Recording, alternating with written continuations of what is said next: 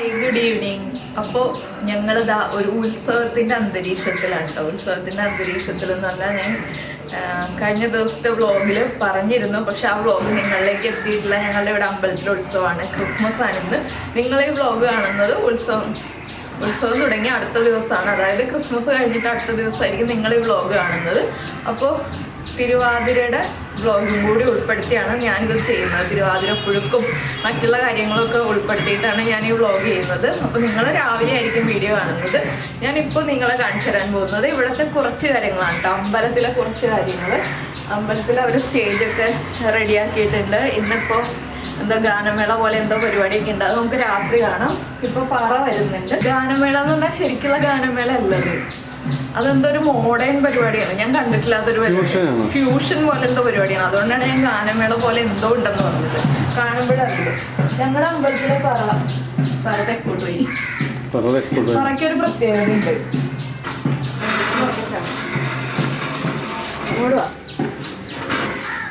ഞങ്ങളുടെ അമ്പലത്തില് ആനയില്ലാത്ത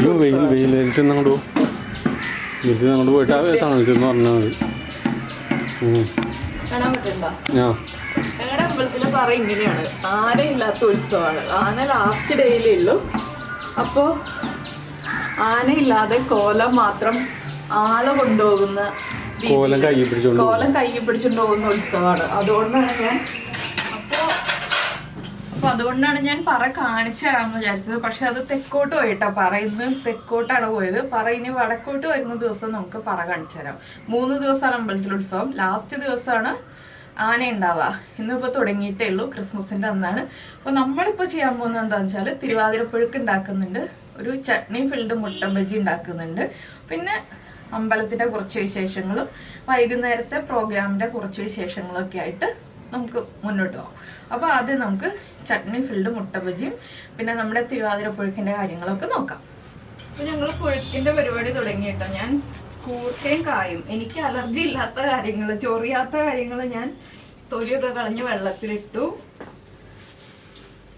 ബാക്കി കാര്യങ്ങൾ രാജുവേട്ടൻ നോക്കും. പയറ് വേവിക്കാൻ വെച്ചു. അപ്പോൾ ഞാൻ ചട്നി ഫിൽഡ് എഗ് ബജി ഉണ്ടാക്കാൻ വേണ്ടി നമ്മുടെ തേങ്ങ ചട്നി ഉണ്ടാക്കുമ്പോൾ, തേങ്ങ ചട്നി അല്ല, തേങ്ങ ചമ്മന്തി, തേങ്ങയുണ്ട്, ഇഞ്ചിയുണ്ട്, പച്ചമുളകുണ്ട്, 2-3 ഇതള് കറിവേപ്പിലയും ചേർക്കുന്നുണ്ട്. കറിവേപ്പില എന്ന് പറഞ്ഞാൽ ഇപ്പോൾ ഉണക്ക കറിവേപ്പിലയാണ് കിട്ടുന്നത്, പച്ച കറിവേപ്പിലല്ല. ചൂട് കൂടി വരികയല്ലേ? അതെ, മറ്റേ ചോപ്പിംഗ് ബോർഡ് ഇതൊക്കെ ഈ ചോപ്പിംഗ് ബോർഡ് ചീത്തയാണ് ഐറ്റംസ്. ഈ ചോപ്പിംഗ് ബോർഡ് മതി. 4 ഇതള് ഉണങ്ങിയ കറിവേപ്പിലാണ് കേട്ടോ ഞാൻ എടുത്തിട്ടുള്ളത്. ഇനി ഇതൊന്ന് അരച്ചെടുക്കട്ടെ. ഇപ്പോൾ വെള്ളം എടുത്ത് വെച്ചേക്കണം കുടിക്കാനായിട്ട്. അതിങ്ങനെ പീലർ വേണോ?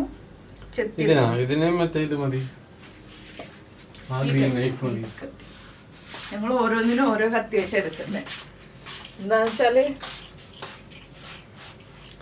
സ്വഭാവം അനുസരിച്ച്, അതെ, കട്ട് ചെയ്യുന്ന സാധനങ്ങളുടെ സ്വഭാവം അനുസരിച്ചാണ് ഇവിടെ ഓരോ കത്തി വെക്കുന്നത്. അപ്പൊ ഇതിലേക്ക് ഒരു ഇത്തിരി ഉപ്പും കൂടി ചേർത്ത് ഞാനൊരു തരിതരിപ്പായിട്ടുള്ള ചമ്മന്തി ആക്കി എടുക്കും. കട്ടി ചമ്മന്തി. അപ്പൊ നമുക്ക് മുട്ടയുടെ മുകളിൽ ഫില്ല് ചെയ്ത് വെക്കാം. കിച്ചൂസ് എൻ്റെ അടുത്ത് പറഞ്ഞത് വെളുത്തുള്ളിയും പച്ചമുളകും ഒക്കെ വെച്ചിട്ട് അവന് ഇഷ്ടപ്പെടുന്ന വേറൊരു മുട്ട ബജി ഉണ്ട്, അത് ഉണ്ടാക്കാനാണ് പറഞ്ഞത്. എനിക്ക് വെളുത്തുള്ളി നന്നാക്കാൻ മടി ആയതുകൊണ്ട് ഞാൻ ഈ ചമ്മന്തി വെക്കാന്നുള്ള പരിപാടിയാണ്. ഏതായാലും മുട്ട ബജി കഴിച്ചാൽ പോരെ. 2-3 ടൈപ്പ് മുട്ട ബജി നമ്മൾ ഉണ്ടാക്കാറുണ്ട്. അപ്പൊ ഇന്ന് ഇതാവട്ടെ എന്ന് വിചാരിച്ചു. പച്ചക്കളർ പോകണം കേട്ടോ. പച്ചക്കളർ പോകണോ? പച്ചക്കളർ നന്നായിട്ട് പോകണം, അല്ലെങ്കിൽ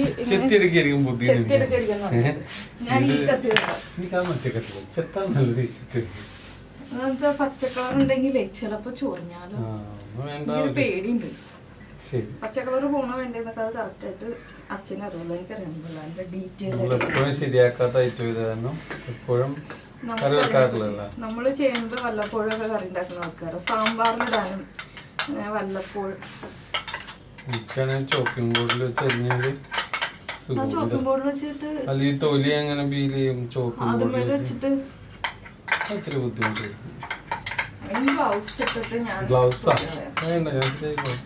ആകെ 2 ചെയ്യുന്നുണ്ട്. ഞങ്ങൾ എല്ലാ സാധനവും കുറച്ച് എടുത്തുള്ളൂ. കാരണം എന്താ കിച്ചൂസ് ഇത് കഴിക്കില്ല, ഞങ്ങൾ 2 മാത്രമേ കഴിക്കുള്ളൂ. നേരത്തെ ആണെങ്കിൽ അച്ഛനും അമ്മയൊക്കെ ഉണ്ടായിരുന്നു കഴിക്കാൻ. അപ്പൊ ഇപ്പൊ തിരുവാതിരപ്പുഴക്കൊക്കെ കഴിക്കാൻ ആളില്ല. അച്ഛനെ വെച്ചു കൊടുത്ത തിരുവാതിരപ്പുഴക്കൊക്കെ കഴിച്ച് ക്ലീനാക്കി തരുന്നത്.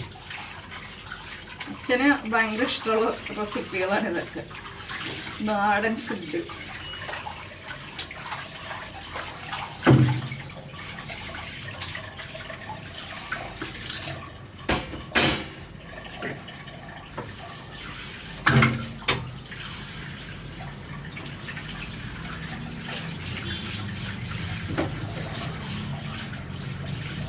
അല്ല, ഞാനൊരു കാര്യം മറന്നുപോയി. ചമ്മന്തി കരച്ച് റെഡിയാക്കി, മാവ് കലക്കിയെടുത്തില്ല. എന്തിനുള്ള മാവ്? ബജ്ജി. ആദ്യം മാവ് കലക്കി വെക്കേണ്ടതിന് വരെ ഞാൻ നേരെ തിരിച്ചാണ് ആ വെള്ളത്തിലേക്ക് തന്നെ. ആ, എല്ലാം അതിൽ തന്നെ, എല്ലാം ഒരു പാത്രത്തിൽ തന്നെ. എല്ലാത്തിനും കൂടിയാണ് ആ വെള്ളം വെച്ചിരുന്നത്. വെള്ളം ഇനി വേണമെങ്കിൽ തരാട്ടോ.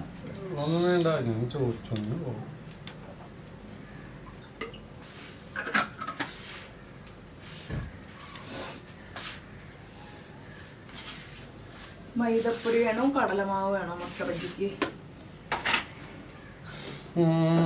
മൈദമാവായിരിക്കും കൂടുതൽ ടേസ്റ്റ്. ശരി, കടലമാവ് വേണമെങ്കിൽ ചെറിയ ഒരു ക്വാണ്ടിറ്റി കിട്ടോ. ചെറിയ ക്വാണ്ടിറ്റി ആയിട്ട് ഇനി ഒരു പാക്കറ്റ് പൊട്ടിക്കേണ്ടി വരും. അന്ന് വേണ്ട.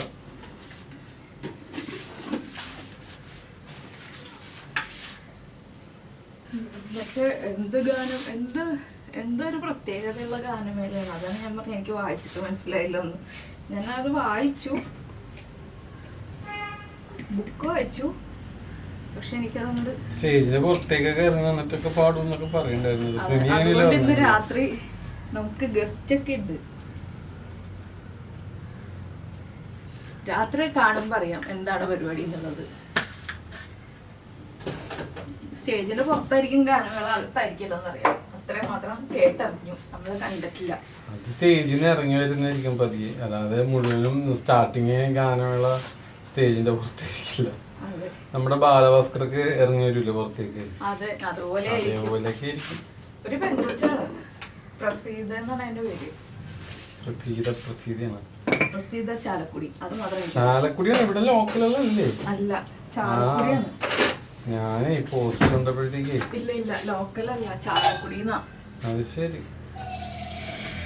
ചാലക്കുടി എന്നൊക്കെ പറയുമ്പോഴത്തേക്കൊക്കെ തോന്നുന്നുണ്ട്. ഇവിടെ അടുത്താകുമ്പോഴത്തേക്കും മുറ്റത്തെ മുല്ലക്ക് മണമില്ലെന്ന് പറഞ്ഞ പോലെ ഞാൻ വലിയ കാര്യമാക്കിയില്ല. അവരുടെ ഒരു മറ്റേ എന്തൊന്നും മീൻ എയ്സിനേക്കാളും വലിയ വണ്ടിയുടെ വരുന്നത്. എയ്സിനേക്കാളും വലുതായിട്ട് ഒരുപാട് വണ്ടികളുണ്ട്. എയ്സിന്റെ വലുത് റെഡ് കളറിലെ വണ്ടിയാ. നിസാൻ അല്ലാത്ത വണ്ടി, നിസാൻ പോലത്തെ ഒരു വണ്ടിയില്ലേ, അതിലാണ് മറ്റേ ഇതൊക്കെ വന്നിരുന്നത്, സൗണ്ട് സിസ്റ്റം ഒക്കെ വന്നിരുന്നത്. സൗണ്ട് സിസ്റ്റം എയ്സിനേക്കാളും വലിയ വണ്ടി ഒരുപാട് വണ്ടി ഉണ്ടല്ലോ. എയ്സല്ല നിസാനും അല്ലാത്ത വണ്ടിയില്ലേ, അതിന്റെ രണ്ടിന്റെ ഇടയിൽ നിൽക്കുന്ന ഒരു വണ്ടി, അതവിടെ ഒന്ന് കിടക്കുന്നുണ്ട്. വലിയ ബോക്സ് ഒക്കെ വന്നിട്ടുണ്ട്. എന്താണെന്ന് നമുക്ക് കണ്ടറിയാം. കഴിച്ചൊറിയുണ്ടെങ്കിൽ പറയണേ. കഴിച്ചൊറിയാൻ തുടങ്ങിയിട്ടില്ല, തുടങ്ങുമ്പോൾ പറയാം. കഴിച്ചൊറിയാനുണ്ടെങ്കിൽ വേഗം അടുപ്പത്തേക്ക് വെക്കണം എന്നാണ് പണ്ടുള്ള ആൾക്കാർ പറഞ്ഞു കേട്ടിരുന്നത്. അതെങ്ങനെ സംഭവിക്കണം എനിക്കറിയില്ല. ചേമ്പ് അടുപ്പത്തിട്ട് നമ്മുടെ കൈയുടെ ചൊറിച്ചിലും ചേമ്പും ചേനയും വേകുമ്പോഴത്തേക്കും നമ്മുടെ കയ്യിലെ ചൊറിച്ചിലും മാറുമെന്നാണ് പറഞ്ഞു കേട്ടേക്കണത്. അറിയാൻ പാടുള്ളൂ. അത് അന്ധവിശ്വാസമാണ്. ഒറിജിനലായിട്ട് അങ്ങനെയാണെന്ന് വിശ്വസിക്കാൻ പറ്റണല്ലോ. എങ്ങനെയാണ് അതെനിക്ക് അറിയാൻ പാടില്ല. അന്ധവിശ്വാസമാണ്, നല്ല വിശ്വാസമാണ്. കാര്യങ്ങൾ ഒരു അന്ധവിശ്വാസമാണല്ലോ.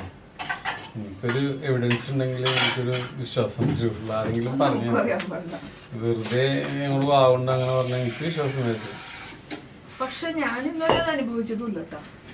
ചൊറിഞ്ഞ് നിശ്ചിത ടൈം ആകുമ്പോ തന്നെ മാറണേ. ചേന ചൊറിഞ്ഞിട്ട് വെന്ത് കഴിഞ്ഞിട്ട് പോലും ചൊറിച്ചില് മാറിയിട്ടില്ല. പക്ഷെ അത് എല്ലാരും പറയാതെ ചൊറിഞ്ഞത് വെന്ത് കഴിയുമ്പോ ചൊറിച്ചില് മാറുന്നൊക്കെ പറഞ്ഞു കേട്ടിട്ടുണ്ട്. പക്ഷെ ഇന്നുവരെ അനുഭവപ്പെട്ടിട്ടില്ല. പക്ഷെ എല്ലാരും പറയാറുണ്ട്. അതുപോലെ തന്നെ ഒരു പീസ് എടുത്ത് അടുപ്പിലേക്ക് ഇട്ടാ മതി. പക്ഷെ പണ്ടത്തെ അടുപ്പില്ലേ, പണ്ടത്തെ അടുപ്പ്, അടുപ്പിൽ കത്തിക്കുന്ന അടുപ്പാണെങ്കിൽ അതിലേക്ക് ഇട്ടാ മതി, വേഗം ചൊറിച്ചില് മാറുന്നൊക്കെ പറഞ്ഞു കേട്ടിട്ടുണ്ട്. എങ്ങനെ സംഭവിക്കണ സയൻസ് എങ്ങനെയെന്ന് അറിയാൻ പാടില്ല. ആരെങ്കിലുമൊക്കെ എന്തെങ്കിലും കണ്ടുപിടിച്ച സിസ്റ്റം ആയിരിക്കും. വെളിച്ചെണ്ണ മറ്റേ ചൊറിച്ചില് മാറുമെന്ന് പറഞ്ഞു കേട്ടിട്ടുണ്ട്. അതും എനിക്കറിയില്ല. എന്റെ കയ്യിൽ മാറണുണ്ടെങ്കിൽ അത് കുറച്ചും കൂടി വിശ്വസിക്കാം. വെളിച്ചെണ്ണയുടെ ഗുണമെന്ന് വിചാരിക്കും. അല്ലാതെ പക്ഷെ എനിക്ക് ചൊറിയാറുണ്ട് അടപ്പത്ത് വെച്ച് കഴിഞ്ഞാൽ. അതുകൊണ്ട് ഞാൻ എന്റെ അടുപ്പത്ത് വെക്കാനുള്ള സാധനം റെഡിയാക്കിയിട്ടുണ്ട്.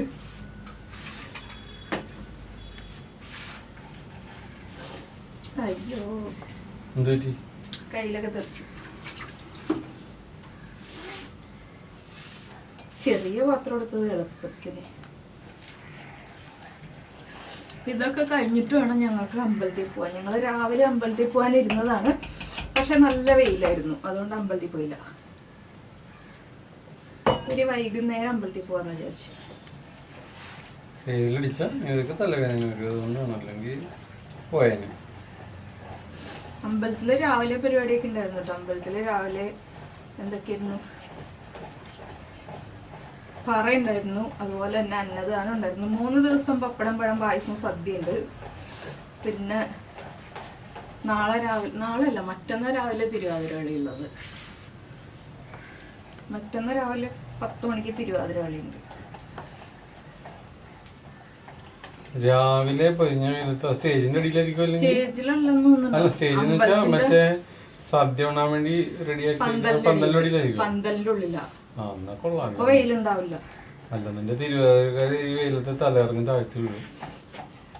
വലിയ തിരുവാതിരയല്ല, ചെറിയ തിരുവാതിര. വലിയ തിരുവാതിര അവിടെ, അത് രാത്രിയാ. ഇവിടെ ചെറിയ തിരുവാതിര, പിള്ളേരുടെ തിരുവാതിര, കുട്ടി തിരുവാതിര. മറ്റൊന്നും മെഗാ തിരുവാതിര. അന്ന് സൂര്യൊക്കെ കളിച്ച പോലെ.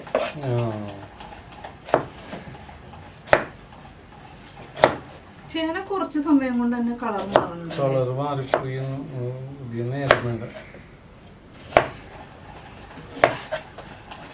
അപ്പൊ ഞങ്ങള് വെജിറ്റബിൾസ് ഒക്കെ ക്ലീൻ ചെയ്ത് കഴിഞ്ഞു. ഇനി കട്ട് ചെയ്യണം. കട്ട് ചെയ്യണം. ഞാൻ കുറച്ച് കട്ട് ചെയ്തു, ബാക്കി രാജുവേട്ടൻ കട്ട് ചെയ്യും. എന്താണെന്ന് വെച്ചാൽ ചേനയും കാച്ചിലും കട്ട് ചെയ്യാനുണ്ട്. അപ്പോൾ നമ്മൾ എടുത്തിരിക്കുന്നത് ചേന എടുത്തിട്ടുണ്ട്, കപ്പ എടുത്തിട്ടുണ്ട്, കാച്ചിലെടുത്തിട്ടുണ്ട്, ചേമ്പ് എടുത്തിട്ടുണ്ട്, കോർക്ക എടുത്തിട്ടുണ്ട്, നേന്ത്രക്കായ എടുത്തിട്ടുണ്ട്. മധുരക്കിഴങ്ങിന്റെ കാര്യം ഞാൻ വിട്ടുപോയി കേട്ടോ. പിന്നെ വൻപയർ വേവിച്ച് വെച്ചിട്ടുണ്ട്. ഏതായാലും കുഴപ്പമില്ല. അപ്പൊ എല്ലാ കഷ്ണങ്ങളും കുറച്ച് വലിപ്പത്തിൽ കട്ട് ചെയ്യണം. മധുരക്കിഴങ്ങ് കിട്ടിയാൽ ചേർക്കുക. അതുപോലെ തന്നെ മുതിരയാണ് വേണ്ടത്. മുതിര കിട്ടിയില്ല. ആ ഒരു വലുപ്പത്തില്.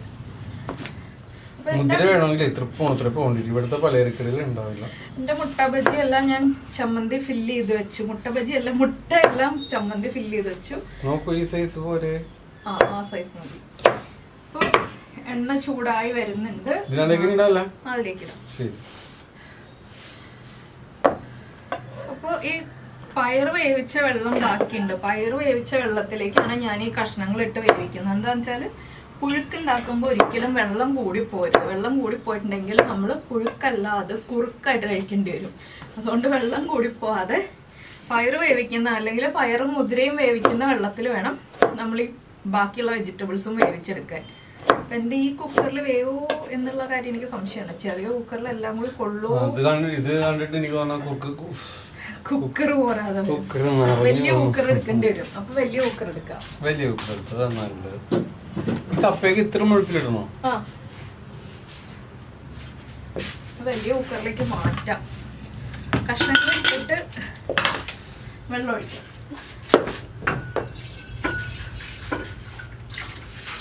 പയറ് വേവാൻ എളുപ്പം ഈ ചെറിയ കുക്കറായിരുന്നു. അതുകൊണ്ട് നല്ല കാച്ചിലാണ്. പണ്ട് കണ്ടത് ഇങ്ങനത്തെ കാച്ചിലൊക്കെ. അതെ. അപ്പൊ ഞാൻ മുട്ട ബജി ഉണ്ടാക്കി തുടങ്ങട്ടെ. മുട്ട ബജി എപ്പോഴും ഉണ്ടാക്കുമ്പോ ഒരു സ്പൂൺ ഉപയോഗിച്ചിട്ട് ഇതുപോലത്തെ മുട്ട ബജി ഉണ്ടാക്കുക. എന്താണെന്ന് വെച്ചാൽ ഇല്ല, അല്ലെങ്കിൽ ഈ ചമ്മന്തി ഫില്ല് ചെയ്തത് പോവും. അതുകൊണ്ട് ഒരു സ്പൂൺ വെച്ചിട്ട് ഇട്ട് കൊടുക്കുക. അപ്പൊ നിങ്ങളിങ്ങനെ ചമ്മന്തി ഫില്ല് ചെയ്ത് മുട്ട ബജി ഉണ്ടാക്കിയിട്ടില്ലെങ്കിൽ ഇങ്ങനെ ഉണ്ടാക്കി നോക്കൂട്ടോ. നല്ല ടേസ്റ്റാണ്. ആ ചമ്മന്തിയുടെ ഒരു എരിവും തേങ്ങയുടെ ടേസ്റ്റും എല്ലാം കൂടി ഒരു വ്യത്യസ്തമായ ടേസ്റ്റാണ് ഈ ഒരു മുട്ട ബജിക്ക്. ഇത് നമ്മൾ സാധാരണ ഇഫ്താറിനൊക്കെയാണ് ഇതുപോലെ മുട്ട ബജി ഉണ്ടാക്കാറുള്ളത്. ഞങ്ങളിവിടെ ഇടയ്ക്ക് ഉണ്ടാക്കാറുണ്ട്. അതൊന്നും കൂടി കഴുകിയിട്ട് കുക്കറിലേക്ക് ഇടാം കേട്ടോ. കഴിയണോ?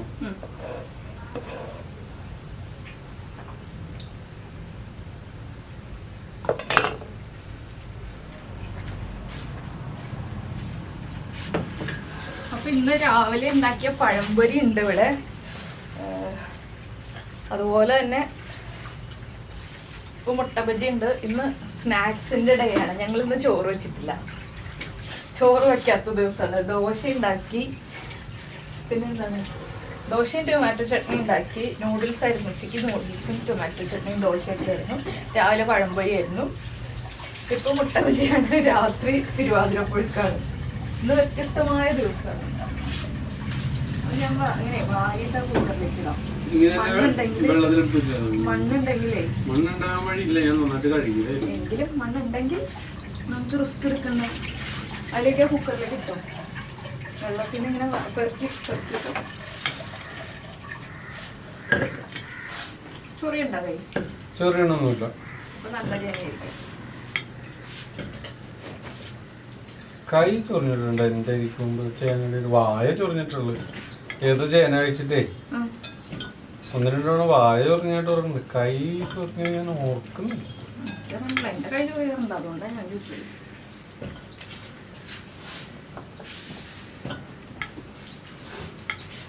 ഈ കുക്കറിൽ ഇത്ര ഉണ്ടാവും. പിന്നെ ഉറപ്പായിട്ടും മറ്റേ കുക്കറിൽ ചെയ്തതേ ഇല്ല. ഉപ്പ് ഞാൻ പയറിൽ ഉപ്പ് ചേർക്കാതെയാണ് വേവിച്ചത്. അതുകൊണ്ട് തന്നെ ഈ വെജിറ്റബിൾസിന് ആവശ്യമായ ഉപ്പ്.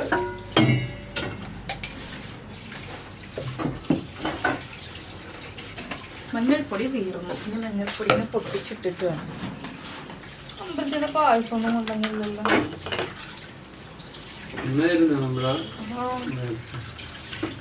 ചെല്ലുമ്പോഴേ വരുള്ളൂ. സാധാരണ കൊണ്ടുവന്നവരല്ലേ കഥ.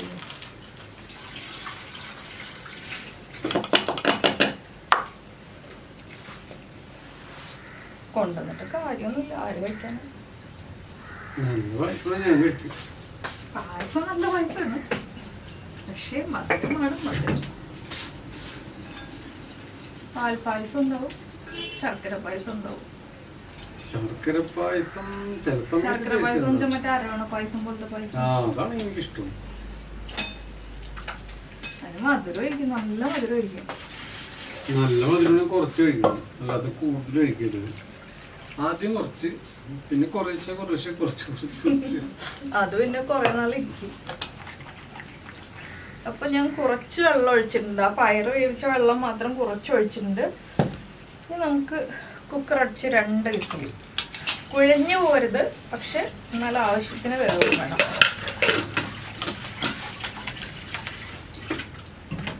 അപ്പൊ 2 വിസിൽ വരട്ടെ.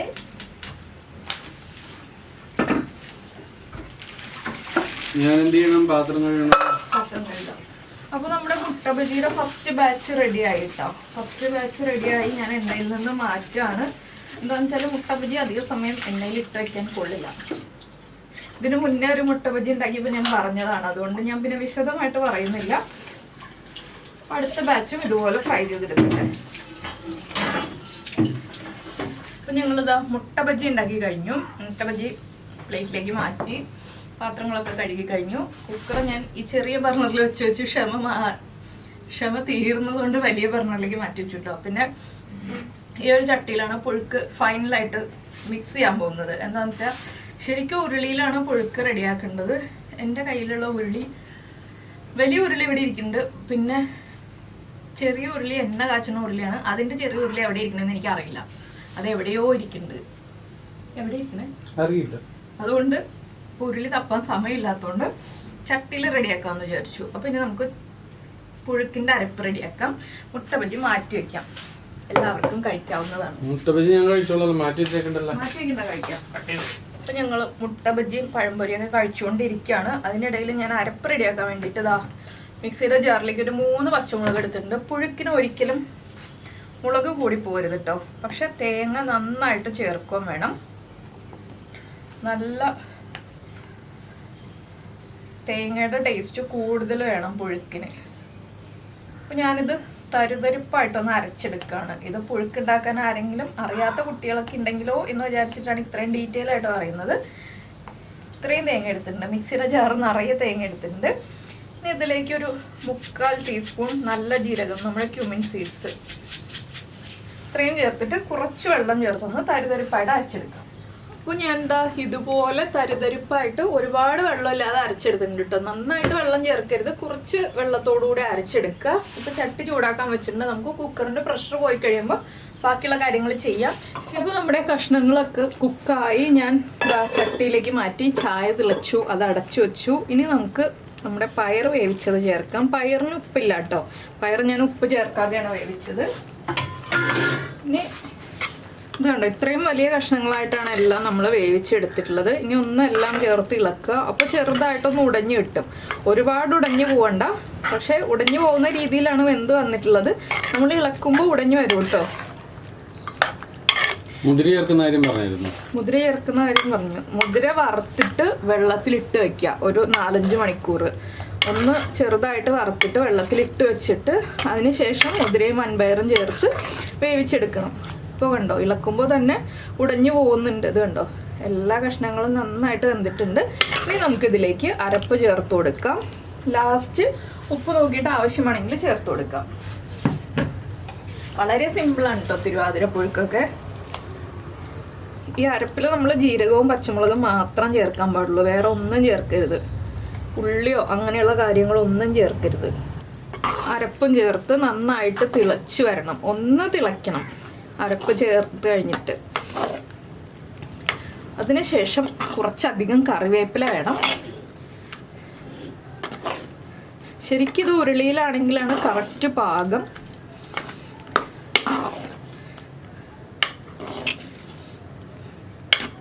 അപ്പോൾ ഞാൻ ഒട്ടും വെള്ളം ചേർക്കാതെ ആ പയർ വേവിച്ച വെള്ളം മാത്രം ചേർത്തിട്ടാണ് ഈ കഷ്ണങ്ങൾ വേവിച്ചെടുത്തത്. വേറെ വെള്ളം ഒന്നും ആഡ് ചെയ്തിട്ടില്ല. നിങ്ങൾ വേറെ വെള്ളം ചേർക്കരുത് കേട്ടോ.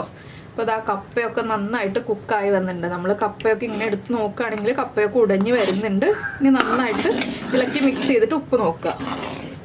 ഉപ്പ് ചെക്ക് ചെയ്യുന്നതിന് മുന്നേ നമ്മൾ ആദ്യം ചേർക്കുന്നത് കുറച്ച് കറിവേപ്പില. ഞാനിപ്പോൾ ഒരു പിടി കറിവേപ്പില ചേർത്തിട്ടുണ്ട്. അതുപോലെ തന്നെ കുറച്ച് പച്ച വെളിച്ചെണ്ണ, കുറച്ചെന്ന് പറഞ്ഞിട്ടുണ്ടെങ്കിൽ ഒരു 2 ടേബിൾ സ്പൂണോളം പച്ച വെളിച്ചെണ്ണ ചേർക്കുക. ചെറുതായിട്ട് തിള വന്ന് തുടങ്ങുന്നുണ്ട്, ഇത്രയും മതി. ഒരുപാട് തിള വരരുത്, നമ്മൾ ഫ്ലെയിം കുറയ്ക്കുക. ഇനി ഇതും ചേർത്ത് ഇളക്കി മിക്സ് ചെയ്തിട്ട് ഒന്ന് അടച്ചു വയ്ക്കുക. ഇതൊന്ന് സെറ്റായി ചൂടൊന്ന് മാറിക്കഴിയുമ്പോൾ നമുക്ക് ഇളം ചൂടിൽ ഈ പുഴുക്ക് കഴിക്കാം. ഇത്രയേ ഉള്ളൂ തിരുവാതിര പുഴുക്കിൻ്റെ പരിപാടി. അപ്പം എല്ലാവരും തിരുവാതിര പുഴുക്കൊക്കെ ഉണ്ടാക്കി കഴിച്ച് തിരുവാതിരയൊക്കെ അടിപൊളിയായിട്ട് ആഘോഷിക്കുക.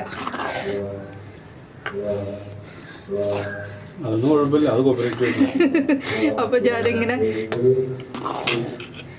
ഞാനിങ്ങനെ രാജേട്ടൻ്റെ മുഖത്ത് നോക്കിയതുണ്ട് ഈ സൗണ്ട് വന്നപ്പോൾ. ഞാൻ ഉപ്പൊന്ന് ചെക്ക് ചെയ്യട്ടെ, ഉപ്പ് കുറവാണെങ്കിൽ ഉപ്പ് ആഡ് ചെയ്ത് കൊടുക്കട്ടെ. കുറച്ചുകൂടി മഞ്ഞ കളറുണ്ട് കേട്ടോ, ക്യാമറയിൽ മഞ്ഞ കളർ അത്ര ക്ലിയർ ആവുന്നില്ല.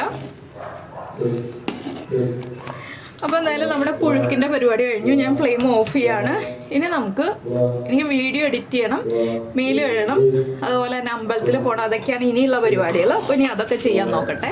അപ്പോൾ ഇതാ അമ്പലത്തിൽ ഞങ്ങൾ പോകാൻ റെഡി ആയതാണ് കേട്ടോ. അപ്പം ഞങ്ങളിങ്ങനെ ഒന്ന് വീഡിയോ എടുക്കാമെന്ന് വിചാരിച്ചു.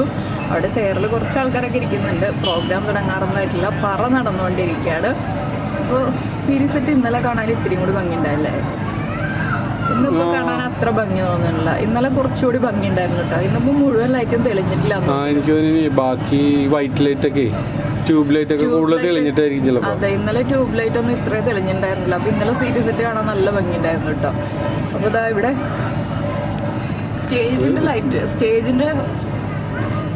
സ്റ്റേജിലെ ലൈറ്റൊക്കെ അവർ ചെക്ക് ചെയ്ത് അടിപൊളിയാക്കിക്കൊണ്ടിരിക്കുന്നത്. സ്റ്റേജിന്റെ ഫ്രണ്ട് കാണാൻ ഇടയ്ക്ക് നല്ല ഭംഗി. ഇത്തിരി കഴിയുമ്പോൾ വരും. നേരത്തെ വന്നായിരുന്നു, ഇപ്പൊ നല്ല ഭംഗിയുണ്ട്. ഇടയ്ക്ക് നല്ല ഭംഗി വരുന്നുണ്ട്. ആ കർട്ടൻ നല്ല ഭംഗിയായിട്ട് വരുന്നുണ്ട് ഇടയ്ക്ക്. അപ്പം ഞങ്ങളൊന്ന് അമ്പലത്തിൽ പോകാൻ റെഡിയായി. അമ്പലത്തിൽ പോയിട്ട് വരാം.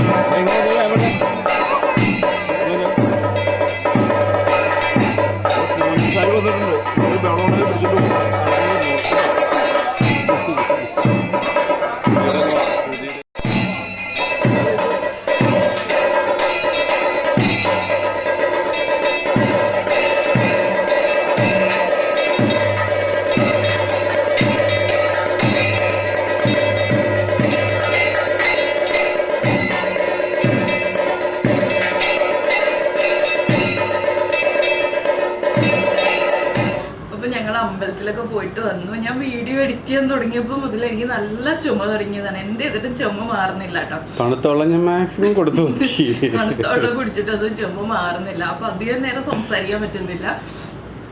അപ്പൊ ഇന്നത്തെ വിശേഷങ്ങൾ ഇത്രയൊക്കെയാണ്. ഇനിയിപ്പോൾ ഡ്രസ്സ് മാറാം, വേഗം ഫുഡ് കഴിക്കാം. അടുത്ത പരിപാടിയാണ് എന്നുള്ളതാണ് ഉദ്ദേശം. അപ്പോൾ ആ പരിപാടിയുടെ കുറച്ച് ഭാഗങ്ങളും കൂടി നമുക്ക് വീഡിയോയിൽ ഉൾപ്പെടുത്താം. പക്ഷെ ഞാൻ അപ്പോൾ ഔട്ട്രോ പറയാൻ എൻ്റെ വോയിസ് ഉണ്ടാവുമെന്ന് എനിക്ക് വലിയ ഗ്യാരണ്ടി ഒന്നുമില്ല. അതുകൊണ്ട് ഞാനിപ്പോൾ ഔട്ട്രോ പറഞ്ഞ് അവസാനിപ്പിക്കുകയാണ്. അപ്പോൾ എന്തായാലും എല്ലാവർക്കും ഈ ഒരു വീഡിയോ ഇഷ്ടമായി എന്ന് വിചാരിക്കുന്നു. ഇഷ്ടമായി എന്നുണ്ടെങ്കിൽ ഒന്ന് ലൈക്ക് ചെയ്യാനും കമൻറ്റ് ചെയ്യാനൊന്നും മറന്നുപോയില്ലല്ലോ. നമുക്ക് നമ്മുടെ അടുത്തൊരു വീഡിയോയുമായിട്ട് അടുത്ത ദിവസം വീണ്ടും കാണാം.